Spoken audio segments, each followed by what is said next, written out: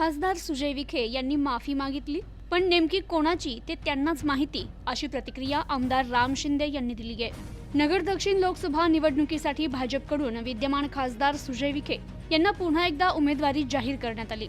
उमेदवारी जाहीर झाल्यानंतर प्रदेश महामंत्री विजय चौधरी यांच्या उपस्थितीत अहमदनगर शहरात भाजप कार्यकर्त्यांची निवडणूक पूर्वतयारी आढावा बैठक घेण्यात आली. या बैठकीत उमेदवारीसाठी प्रतिस्पर्धी असलेल्या भाजप आमदार राम शिंदे यांच्यासह विखे पिता पुत्रांवर नाराज असलेले पदाधिकारी देखील उपस्थित होते.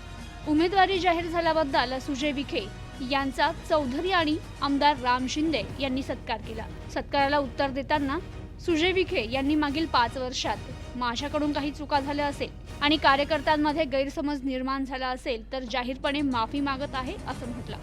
सुजय विखेंना उमेदवारी जाहीर होण्यापूर्वी भाजप आमदार राम शिंदे लोकसभेसाठी आपणही इच्छुक असल्याचं म्हणत होते, तर कधी राम शिंदे हे संभाव्य विरोधी उमेदवार निलेश लंके यांच्या स्टेजवर देखील पाहायला मिळाले. अनेक वेळेला सुजय विखे आणि राम शिंदे यांच्यात मतभेद, आरोप प्रत्यारोप देखील होत होते. त्यामुळे सुजय विखे यांनी यंदाच्या निवडणुकीत कुठलीच अडचण निर्माण होऊ नये म्हणून आमदार राम शिंदे यांची अप्रत्यक्षपणे माफी मागितल्याची चर्चा सध्या अहमदनगर जिल्ह्यात रंगू लागली आहे. तर याबाबत आमदार राम शिंदे यांना विचारणा केली असता सुजय विखे कशाबद्दल माफी मागतायत आणि कोणाची माफी मागतायत हे त्यांनाच माहिती. 5 वर्षात ज्या चुका केल्या त्या जाणीवपूर्वक केल्या की नाही हे देखील त्यांनाच माहिती, असं राम शिंदे यांनी म्हटलंय.